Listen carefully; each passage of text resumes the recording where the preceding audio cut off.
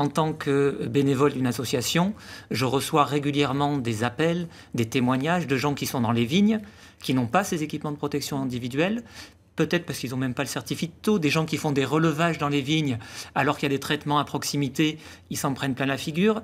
Ils n'ont pas accès aux produits qui sont utilisés quand ils demandent à leur patron leur donne pas la réponse.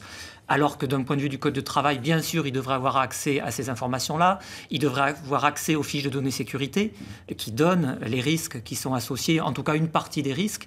Et même ce minimum syndical-là, si je peux dire, il n'est pas appliqué, en tout cas pas partout dans les vignes aujourd'hui dans le Médoc. Est-ce que ça tient au statut des personnes qui opèrent sur ces appareils? Ce sont des ouvriers agricoles, ils sont précaires, ils n'ont pas forcément eux-mêmes leur exploitation?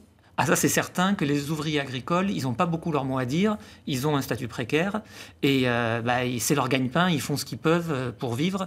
Et quand ils ont des accidents, ils ne savent pas trop vers qui se tourner de pulvérisation. Ou simplement parce ils ont inhalé des produits, parce qu'un pulvérisateur est passé à côté d'eux pendant qu'ils travaillaient.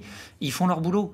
Sauf qu'ils en respirent quand même pas mal. Et le problème, c'est qu'après, quand ils sont malades, on peut leur souhaiter de ne pas l'être, mais malheureusement, beaucoup sont malades et on connaît les pathologies qui arrivent après ça.